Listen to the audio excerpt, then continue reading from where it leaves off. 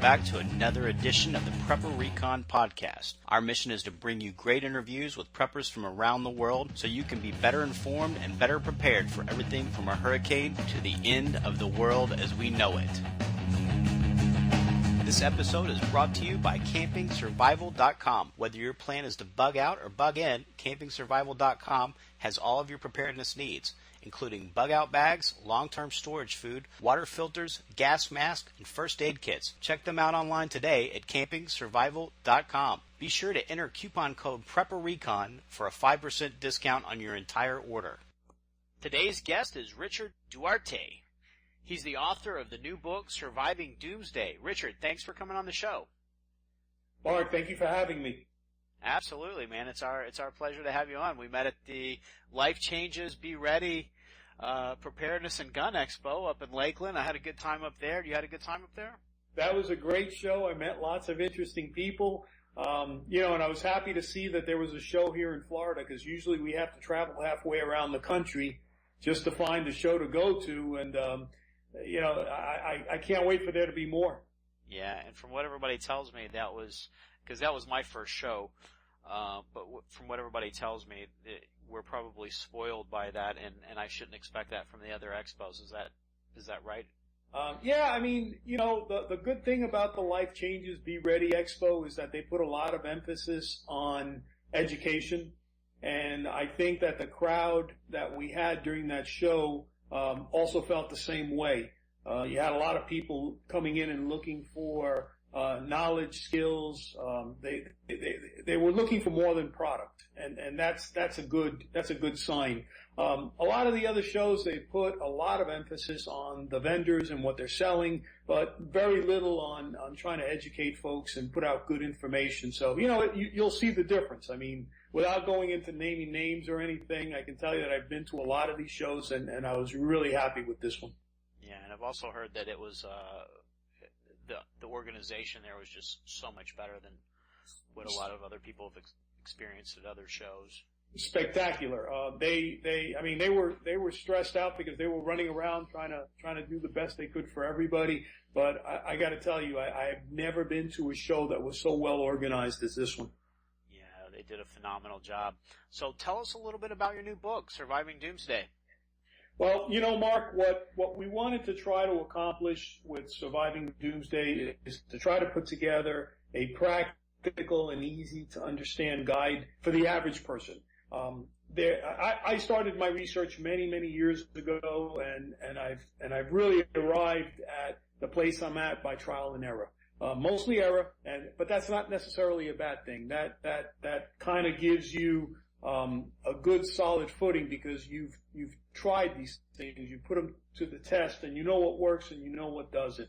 But I saw a big gap, especially for urban planning, and I wanted to fill that gap.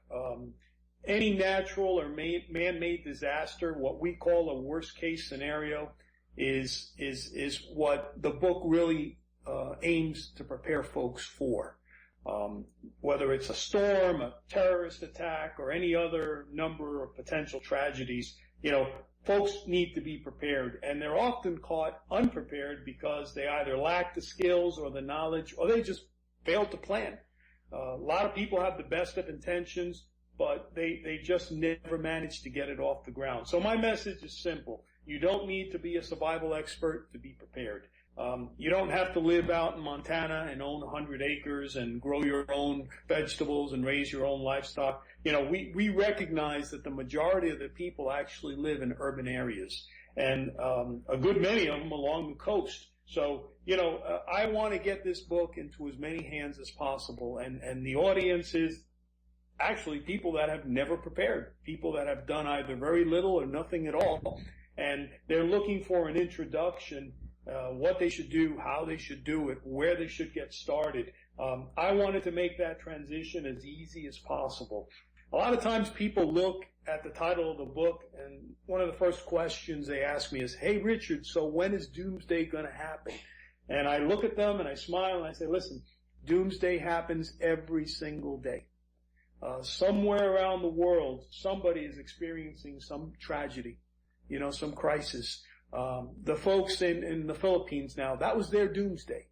The folks up in the Northeast with Sandy, the folks in Louisiana with Katrina, the folks in Colorado with the wildfires and then the floods, that was their doomsday. So, it's not a singular event or some apocalyptic biblical, crisis that's going to happen on one specific day. No, it's the events that happen to all of us on an ongoing basis. We never know when it's coming our way, but, we need to be prepared. And that's a really good point. Urban survival is so important. It's if you can get out to Idaho and get the sheep and the cows and the goats and the well and the wind turbine and the solar energy and the gasifier hooked up to your truck and all of that, that's great. But the reality is a lot of us are tied to the city, but we can't leave either because of family or jobs or just financial restraints, and we have to do the best with what we have, and we have to plan to make it where we're at. Yeah, and one of the messages that I always want to try to get out to people is just because you can't do what you just described, out in Montana somewhere, doesn't mean that you can't give it your best effort and do the very best with what you have to work with. And your book has a chapter devoted to each of the core survival elements. Can you tell us what those survival elements are? Yeah, absolutely. I've tried to come up with a method that people can follow. And one of the things that I always stress is don't focus on specific threats. If you watch TV and you see some of these shows that are on TV, I don't want folks to look at these programs and think, okay, this is what it looks like to be prepared. A lot of these shows, they show folks saying, well, I'm going to prepare for a nuclear strike. I'm going to prepare for the end of the world. I'm going to prepare, and the list goes on and on. I don't think folks should be preparing for anything in particular. I think if you're going to prepare for something, prepare for the unexpected. The threats are numerous. You just never know what's going to come your way. And when it does, you don't know how you're going to be affected or for how long. So why even bother trying to guess? Or, none of us have a crystal ball. So, it's something that if you try to do it, you're always going to get it wrong. So the idea with the core survival elements is to focus on those things that we actually have some control over. So, what are the core survival elements? Well, security, self-defense. It's a top priority. Water, food, first aid and medical, sanitation and hygiene, plan for leaving, staying put, and getting home. Those are the things that every disaster, every crisis, no matter what shape or form it takes, these are the things that it's going to have in common. You're definitely going to need security and self-defense. You're definitely going to need water, food, the ability to administer first aid on yourself and others, medication, sanitation and hygiene, because lack of it will kill you just as quickly as lack of food and water. And it's not sexy. It's not a bug out bag. It's not guns and ammo. It's not all the things that people associate with prepping. But guess what? If you don't have a way of getting rid of your waste and keeping fresh, clean drinking water available, not only for consumption, but for, sanitation, for hygiene, you got a big problem. So, those are the things that we want people to focus in on. We don't want them focusing in on what could happen, or if the grid's going to come down, or if, aliens are going to attack. We don't want them focusing on that because there's no control over any of those things. And all you're going to do is rile people up, get them upset, get them excited, and there's not a thing they could do about it. But if they focus on what they do have some control over, specifically the core survival elements, they're on their way to making progress. Absolutely. And what would be your top 10 favorites for long-term storage food? I've got a lot of experience with number one because, I'm a big rice and beans guy. I love rice and beans. And for me, the perfect survival food is rice and beans. It's the perfect protein. It tastes good. Of course, they have to be seasoned well. But white rice will keep forever. Beans will, dried beans will store for a very long time. And it's an inexpensive way to feed lots of people, keep them well nourished, and it's not going to break the bank. Peanut butter is also one of my favorites. It's calorie dense. It's packed with protein. Tuna and sardines, you can eat them right out of the can or the pouch. It's packed with healthy calories and nutrition. No cooking involved. And there are situations where you may not be able to cook. You may not have the means, or you may not want to be calling that kind of attention to yourself. Pasta, lots of carbs for energy. Love oats. It's a concentrated source of fiber and nutrients. Honey is also a very good survival food. People don't think of it as a food, but it is. It stores very well. It's calorie dense, and it's a really good source of energy and nutrition. I recommend having canned meats. They add variety, calories, nutrition, and they're satisfying. It's a real good comfort food for most people. Canned vegetables, because you add variety and nutritional balance to your meals. And then finally, the pouch style camping foods. I recommend folks keep at least a certain amount of those around, because again, there may be situations where you either can't or don't want to be cooking or preparing foods, and it's an easy way of just opening up a pouch, putting in some hot water, eating it right out of the pouch. Maybe it takes 5 minutes to prepare. The downside with the pouch style foods is that they're very expensive, but I recommend you keep a balance of all the different types of foods. For me, the key to food storage is variety and constant rotation. I always recommend that folks store what they eat and eat what they store. And the idea there is that you always want to have an inventory of food that's as fresh and as current as possible. I know lots of people over the years that have bought all kinds of long-term food. They put them away, they forget about them. They're not going to use them for the most part. At least most people don't. And 10, 15 years go by. It's still good. You can still use them. But if too much time passes, are you really ever going to eat them? And the answer for most folks is no.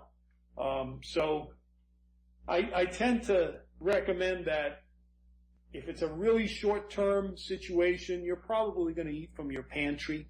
You're probably going to go just whatever you have in your kitchen cabinets, the first few days anyway. You're not going to be breaking out any long-term food stores. If it goes beyond a week, then you're probably going to go into some of these foods that I described.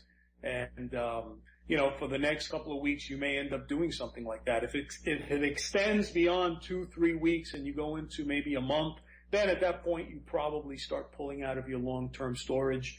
Again, depending on how many people are in your household and what your particular situation is. But the key is to give yourself as many options as possible. The key is to rotate and to have as much variety as possible. Because I don't care how good something is. Like I mentioned before, rice and beans is great. But if I had to eat it every single day, I think there would come a point where I really became fatigued by that. So you want to keep as much variety in your food stores as possible. Absolutely. That's excellent advice. I'm a big rice and beans fan myself. We eat rice and beans probably, on average, probably twice a week, I bet. And we do that. We rotate it out of our long-term storage and try to stay on top of it. I think that's a big South Florida thing. We're both in South Florida, and beans and rice are pretty big down here, so there's a lot of good recipes that go with that. Mojo pork and those kind of things. When it hits the fan, will it be important for people to be in shape? Yeah, absolutely. I mean, I devote an entire chapter to survival conditioning and staying healthy, and making sure that you're in good physical condition. Lots of folks have medical problems that are not serious, but they're underlying problems that they tend to ignore on an ongoing basis. And then when something happens, Murphy's Law. I mean, you have a tooth with a cavity, and then all of a sudden, something goes wrong, and now you've got a major toothache or an abscess or something that's, going to put you out of commission. So, I recommend a few things. Number one, stay on top of your medical and dental checkups. Do that as regularly as possible. I recommend exercise, taking vitamins, mineral supplements, watching your weight, keeping known medical conditions in check.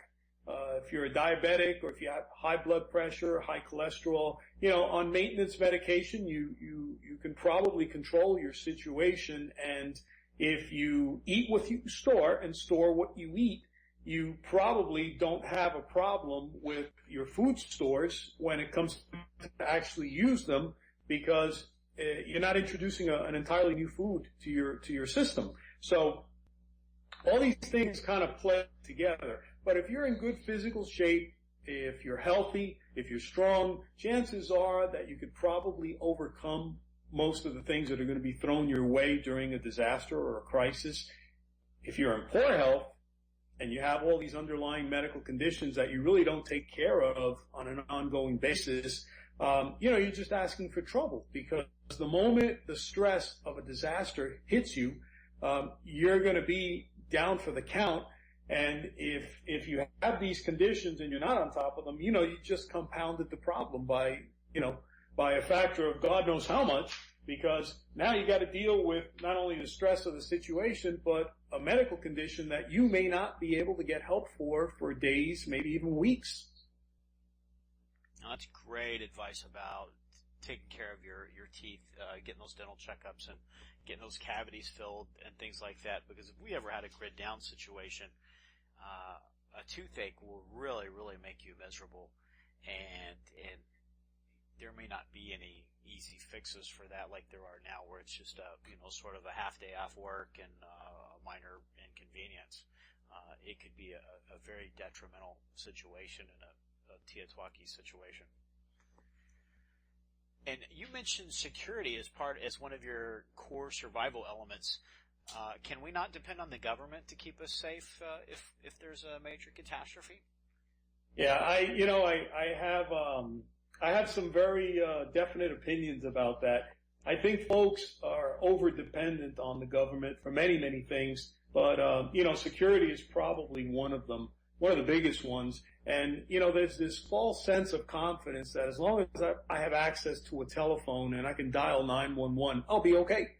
I say false sense of confidence because, dialing 911 is just making a phone call, and a phone call never protected anybody. If you have an immediate problem, and you dial 911, yeah, they will eventually reach you and come to your house and maybe even file a police report. But by that point, it may be too late. If you have an immediate problem, you may need to take care of that on your own. Now, that's during the good times. During a situation where there's an ongoing crisis, we could fully expect that the police and all other first responders are going to be overwhelmed. They're going to be overwhelmed because there's going to be a bunch of people that are going to need help. They're all going to need it at once. And there's only so many officers and first responders out there. And lately, we all know that there have been huge budget cuts to departments across the country, both police and fire and rescue. So those folks are actually dealing with a tremendous load, fewer staff, less equipment. And, here now comes a crisis, and you get a bunch of people all calling for help at the same time. So it's no surprise that if you have to wait 10, 15 minutes for a first responder now, you could probably figure on, tripling, quadrupling that, or maybe they don't come at all. So I think everybody has to factor in self-defense and security into their survival plan. Folks have different opinions about this, and some opinions are very strong.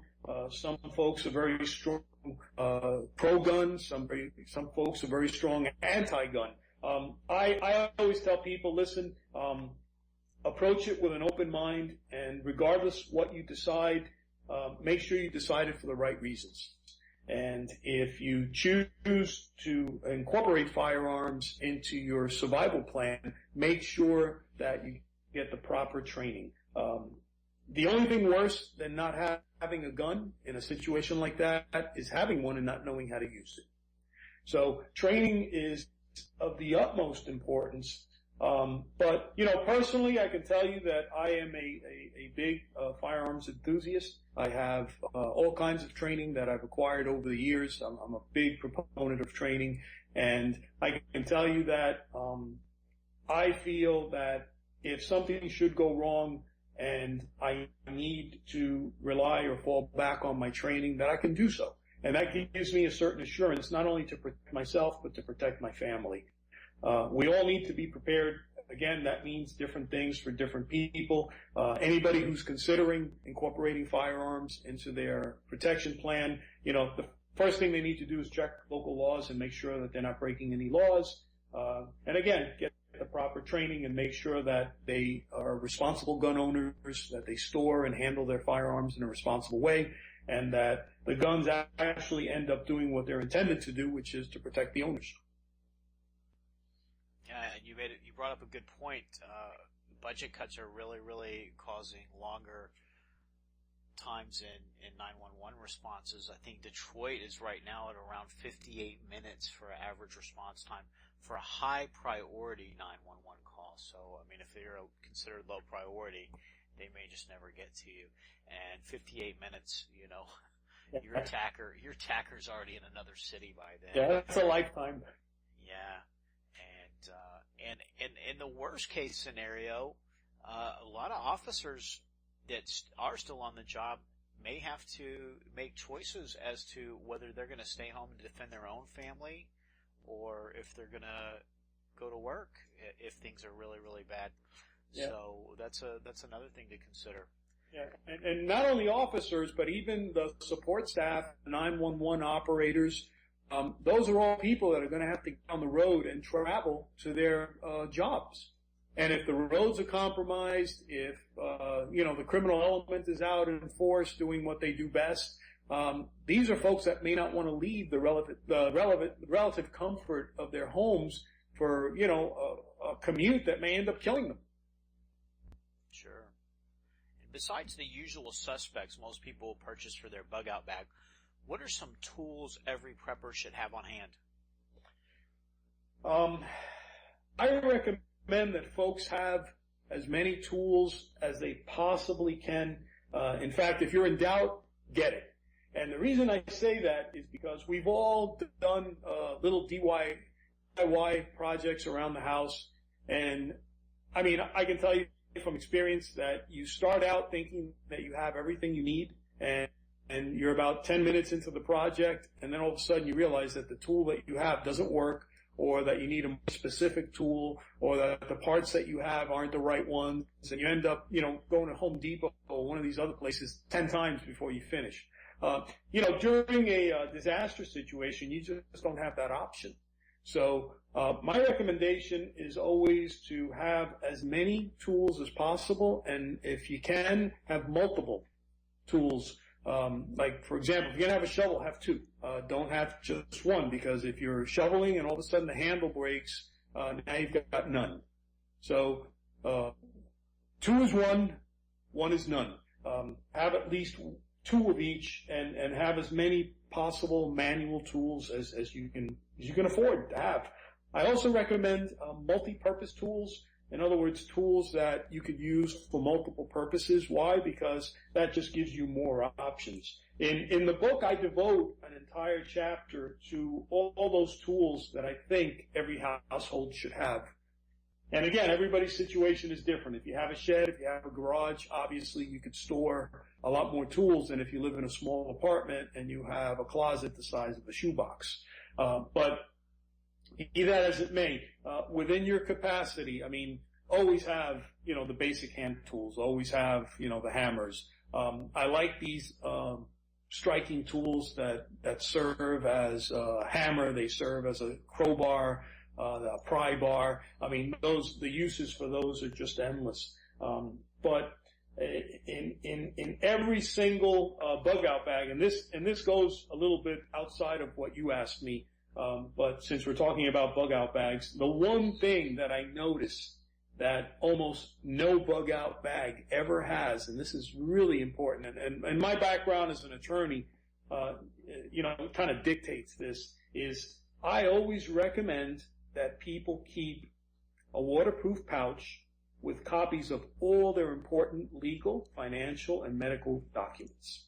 In other words, birth certificate, death certificates, marriage licenses, deeds, mortgages, copies of your ID, of your driver's license, concealed weapons permit, your passport, all those documents, credit reports, all those documents that if, God forbid, you had to leave your location in a real rush, God forbid, a fire or a flood or something drastic where you just had time to pick up your bug-out bag and just leave, you want to make sure that when the reconstruction phase of that disaster starts, and it will at one point or another, that you could actually reconstruct your legal, your financial, and your medical life from those documents, as opposed to trying to do it from memory. Imagine you lose your house and you lose everything in it, and you got to be calling the insurance company and filing a claim, and you don't even know who to call, or what your policy number is, or any of those things. So I always recommend make copies of all those important papers, put them in a waterproof pouch. Also, if you can, scan them and put it on a flash drive and put that in your waterproof pouch too. And if possible, even send off a copy of those documents off to someone else in a different location, someone obviously that's trusted, that could hold copies for you just in case.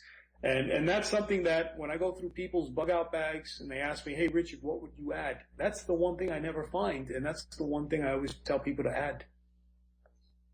That's very good advice.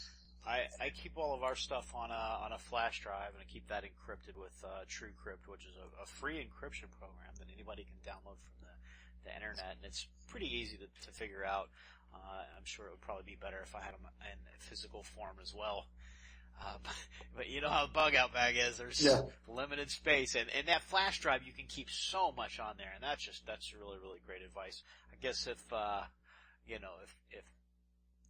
the grid goes down forever or whatever, I guess that won't be too handy.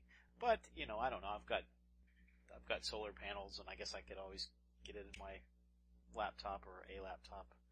Sure. But I guess that's better than nothing. So we live in cities, both of us do, and prepping for us is a little bit different than what we talked about earlier for the guy in Montana with the farm, and he's 80% self-sufficient. What are some of the big differences that we have to focus on that those folks don't have to think about? Yeah, we live in an artificial environment. Most, if not all, of what we consume comes from someplace else. Whether you're talking about the power, the water, the food, the energy, everything comes from someplace else. So we are totally dependent on the infrastructure, transportation, the grid. The moment any of those things is compromised, the ability of people to remain in densely populated urban centers, that's compromised too. But, if the crisis is short-term in duration, as long as you've made adequate preparations, you should be okay. But, again, the biggest thing we face is the population density. We've got lots and lots of people all on top of one another, and most people don't prepare. So those folks are going to be without food and water very, very quickly. They're going to be without medication very, very quickly, because lots of folks wait until they use the last pill in their prescription in order to run down to the pharmacy, and then, to realize that the power's out, the pharmacy is closed, the doctor's not available, and, now what do I do? Those are some of the problems we're going to be facing in the urban environment. Getting out is a huge problem because you've got millions of people all the same idea. Well, I get on I-95, I'm going to get on the Florida Turnpike, and I'm going to go somewhere else. Problem is that even under normal circumstances, those two arteries are usually clogged and resemble parking lots. Not even just at rush hour anymore, sometimes round the clock. And during a disaster, just about everybody is going to be on those roads. Plus, I would assume that the government is probably going to close down some lanes for emergency vehicles, because that happened a lot during Andrew and some of the other storms. So we're going to have even less lanes available to us. So, in the urban environment, we've got all kinds of challenges. We talked about storage before, and the fact that as much as you want to be self-reliant and self-sufficient, you can only store so much. So you really got to be inventive, and you have to make the best use of space that you possibly can, because we have limited space. Also, lack of police, 911, protection from looters and criminals. That's going to be a big concern. During Andrew, we had looters in our neighborhood at 6:30 in the morning. The storm had barely passed, and we had looters in our neighborhood before any of the first responders, before the Red Cross, before the National Guard, before FEMA, before anybody else arrived. I don't know how they did it, but they were there. And it was very scary, very sad. Absence of public services, huge problem in the urban environment. Right now in our neighborhood, they pick up the trash twice a week. And I could only imagine what would happen the moment that service or those services stopped. If for whatever reason water is compromised, the sewer system is compromised, which it very easily can be if the electricity goes down, and trash isn't being picked up, what do you do? What do you do with your waste? So huge problems in the urban environment. And does that mean that we should just throw our hands up in the air and say, well, there's so many problems to overcome, there's not much we can do about it, we're not going to do anything at all? No, on the contrary, because we have those unique problems, we have to devote special attention to those situations and figure out a way in advance of how we're going to deal with them. Because if we can't get out, if we need to stay put, and we have to deal with these situations, we better have a plan in advance, because if not, we're going to be at the mercy of whatever comes our way. And at that moment, it's far too late to say, well, I'll do this, I'll do that, because if you haven't made a plan, if you haven't stored the necessary supplies, and if you don't have a backup to your backup plan, things may go in a very bad way very, very quickly. And again, you don't even have a fighting chance. And you made a good point. You were talking about the roads getting clogged. So I guess if somebody's going to bug out, they need to get out fast. How do people decide if they should bug out or if they should bug in? Well, I got to tell you, I have a distinct preference for sheltering in place versus bugging out, because I think bugging out is vastly overrated. If you have a place to go to, and you have a safe way to get there, and you know that you can get there, if you're going to have the gas, if you're going to have the ability to reach your destination safely, if you have supplies there, if all those things are accounted for and you're pretty confident, bugging out is not a bad idea. In some situations, it's a great idea, because who wants to be stuck in a city surrounded by all these people that aren't prepared during any disaster if they have a choice? The problem is that most of us really don't have a way of knowing, once we leave the relative safety of our homes, we have no way of knowing what we're going to face once we hit the roadway. And if we face vehicles that are being abandoned because people run out of gas, and now all of a sudden they have no place to go, and we're stuck behind them, and we run out of gas, and now we're at the mercy of whatever is on the open road, without supplies, without the home court advantage. Now we're worse off than we were had we just stayed put where we lived or where we happened to find ourselves. So, I tell folks all the time, have the mindset, the skills, and the knowledge to be able to assess your situation and make a reasonable decision based on the circumstances. You may end up sheltering in place for a week or two until things quiet down a little bit, and then you may end up bugging out at the end of that time. Or if you have advance notice and you're able to beat the crowds, like for example with Andrew, I stayed behind. I lost my home. I literally walked out of my house the next day with the clothes on my back because everything else had been destroyed, including the house. And, in retrospect, that would have been a perfect bug out situation because nobody was really bugging out during Andrew, so the roads were relatively clear. I could have gotten in my car. I could have driven up to Orlando, stayed at a hotel, visited Mickey. My house would have still been destroyed, but guess what? I didn't have to be there for that. It was a very traumatic event for myself and for my family. So there are situations where it makes sense to do that. But in many situations, I think people jump the gun and they just end up putting themselves in greater danger needlessly. Sure. And you mentioned also sometimes folks get overwhelmed by the amount of prepping that there is to do, and they say because they can't do everything, they throw their hands up and they choose to not do anything. What's your advice to those folks?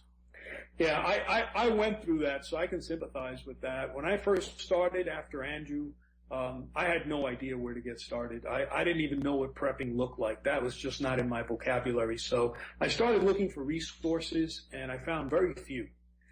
Most of the resources were devoted to wilderness survival, camping out, those types of things that really didn't help much in the urban environment. So, after many, many years, like I said, of trial and error, I figured out that it's better to focus on the knowledge and the skills than on stuff.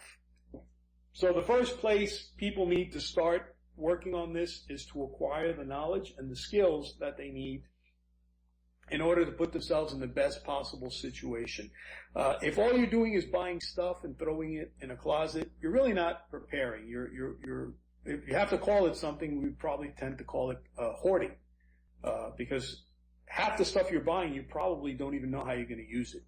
So, focus on the knowledge and the skills. Focus on the core survival elements. Focus on those things that you're going to need: the food, the water, the medication, the first aid. Those are the first things you should start building on. Make the best of your circumstances. So, folks tell me all the time, Richard, I don't have that much money. I'm going through a tough time. I really cannot afford to spend a whole lot of money on this. And I tell them, well, do you have $10 a week? Yeah, I can do $10 a week. Fine. Perfect. You're going to use those $10 to every week make a contribution to your stores. You're going to buy food. You're going to buy whatever's on sale at the supermarket that you normally eat. If there's like a buy one, get one free, work on that. If you normally buy 5, now you can buy 10 cans and put 5 of them away. You're not going to see an immediate increase in your stores, but over time, let's say 6 months to a year, all of a sudden you'll look back and you say, wow, I've built up quite an inventory of food just doing it a little bit at a time. The other thing is that, preparedness is not something you do over a long weekend and then forget about. It's a lifestyle. So it's something you're going to be doing on an ongoing basis. You're going to be part of your routine, but a lot of people, they just, they think about it, this is a good idea. Richard, I'm glad you gave me all these suggestions, but then, I'll run into them a few weeks later. What have you done so far? Oh, well, I haven't really gotten around to it because, I've been busy with the kids and, my mom was sick and, you have to turn thought into action and just get started. There's no magical formula. There's no, event that's going to get you started in this, but you need to just get started wherever you happen to be, wherever whatever your budget is, whatever your limitations are. Don't worry about it. It doesn't have to be perfect. You just have to get started. The last thing is, don't allow fear to govern your life. You prepare because it makes sense. You prepare because it's rational, it's reasonable. It's something that's going to help you and your family. You don't prepare because you're scared. Because anything that's done out of fear, fear should never, it's not a positive motivator. It's not something that should be, filling your days. If you're sitting around waiting for something really bad to happen, then something really bad has already happened. You've lost your peace of mind. And prepping is about empowerment. It's about, taking responsibility. It's not about gloom and doom and, bad things are going to happen. No, it's about making the very best that you can, given your circumstances, to give yourself a fighting chance, no matter what comes your way. And again, we have no idea what that something may be. And it turns out that what we expect is usually the last thing to happen, because nothing ever turns out the way we expect it to. When it comes to trying to guess the future. So, you don't do that. You just do the very best that you can and you move forward. And what about situational awareness? How important is that? And if we lose internet and cable, what are some good sources for information? Situational awareness is key. That and mindset. I always tell folks, you want to put yourself in the best possible position to detect and assess all potential risks as quickly and effectively as possible. Why? Because the more time you give yourself, the better. I always tell folks, even during normal times, be aware of your surroundings. Constantly assess the situation and the people around you. Why is that person standing so close to my car? Why is my front door open when I left it closed? Being alert gives you an advantage, and it gives you a fighting chance. And again, there are no guarantees of anything ever. A lot of people do these things thinking, well, at least I know I'll be safe. No, you do these things because you want to give yourself a chance. But nothing you can do will ever keep you 100% safe. I take all kinds of precautions. Sometimes people look at me and say, Richard, you're ridiculous. And I'm like, okay, but that's the way I feel comfortable. When I pull up to my house, I don't just get out of the car.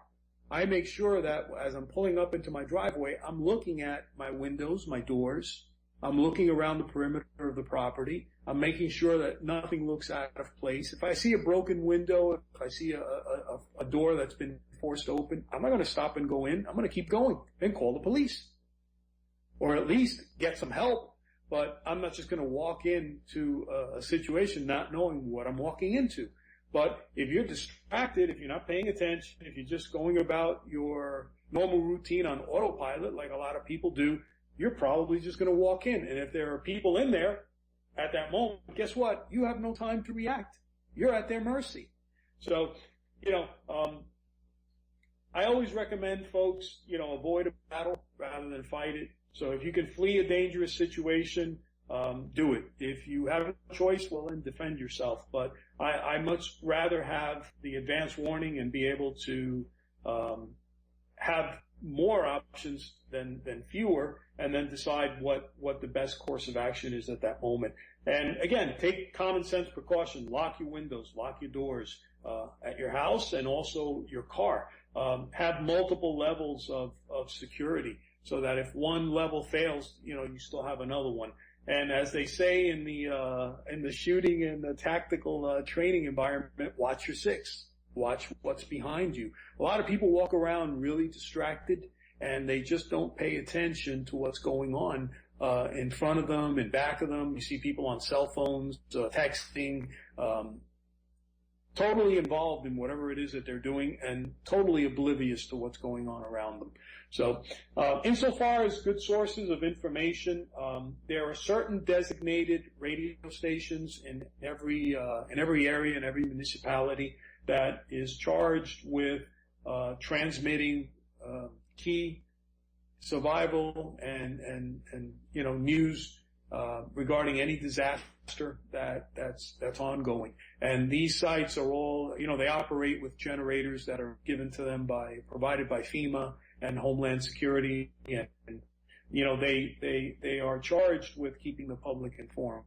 You need to find out what stations are in your vicinity. And the other thing I recommend is that folks have either a crank or a battery operated radio, and that they obviously store extra batteries, because we have to assume that we're not going to have power, and they do. The batteries in there are from the 1970s. So keep the batteries fresh. Have extra batteries, and if not, good options to have a crank operated radio. So you have to do is crank it up, and you don't have to ever worry about batteries, or solar powered. Absolutely. And Surviving Doomsday, a guide for surviving an urban disaster, is a very, very thorough handbook, particularly for anybody that's trying to get prepared to go through a disaster in a city. And Christmas is coming up, so for anybody out there that is thinking about what are you going to get that person that you've been trying to wake up to prepping and you've been trying to get them motivated, this is the perfect Christmas gift for them. So we're going to obviously have a link to purchase Surviving Doomsday in today's show notes. But for the folks that are listening on Stitcher, iTunes, and YouTube, Richard, can you tell them where they can find your book? And can you tell them, I think you've also got a website, and I think you're on Facebook and Twitter? Yes. The book is available on Amazon.com, and it's also available on other sites. There's a bunch of sites that I've started picking it up, BarnesandNobles.com and a bunch of others. I don't remember all of them right now, but it's available in paperback and also in the Kindle edition. And right now, Amazon is running a special where if you buy the paperback, you can get the Kindle edition for $2.99, which is a real good deal because it's usually $9.99. And a lot of folks tell me, oh, I love the Kindle edition. I always recommend you have the hard copy anyway, just in case, because I'm old school when it comes to these things, and I like the paper in my hand. I like to be able to highlight it and tab it and, dog ear the pages to the area where I want to go back to. So it's great to be able to get both of them for almost the same amount of money. So that's really good. My blog is survivingdoomsdaythebook.com. That's survivingdoomsdaythebook.com. I'm always posting information that I find useful or things that I think that are helpful to somebody who's prepping. I'm always coming up with new ideas. The other day I posted an article on how to run your gasoline generator on liquid propane. So now instead of just having one fuel source, you have two. And it switches back and forth very, very easily. And that's a major concern for people down here. They have a generator, but they can't get gas. So now if you have liquid propane as an option, liquid propane stores a lot easier for a lot longer without having to treat it chemically, and it's a lot safer to store. So, little things like that I managed to do for myself. I share that with everybody. I'm on Twitter, and I'm also on Facebook. Again, Surviving Doomsday, the book. And, again, I'm always posting news, suggestions, ideas. So anybody who wants to keep abreast of what's going on, that's a good way to do it. Well, Richard, Godspeed with the book, and thanks so much for taking time to come on today's show. Thank you. Thank you for having me, Mark, and thank you for putting out a great show. It's a tremendous service that you're doing for the community, because there's lots of folks out there that just don't know what to do or how to do it, and shows like this really help them get started. Thank you very much. Take care, Mark. Thank you. Hey, Prepper Recon fans, I just published my new book, American Exit Strategy, Book 1 of the Economic Collapse Chronicles. Liberty-minded individuals who believe in the Constitution will find this near-future dystopian novel to be right up their alley. Those who are looking to be more informed about the potential threats to America's financial stability will learn what to watch for and how to prepare themselves for an economic collapse. American Exit Strategy uses survival fiction to take an in-depth look at the real-life politics and economics behind the issues that are likely to trigger a currency collapse or financial meltdown in the near future. American Exit Strategy is a work of fiction until it becomes history. Go to AmericanExitStrategy.com today to learn more or purchase your copy for Kindle in PDF format or paperback. Happy prepping.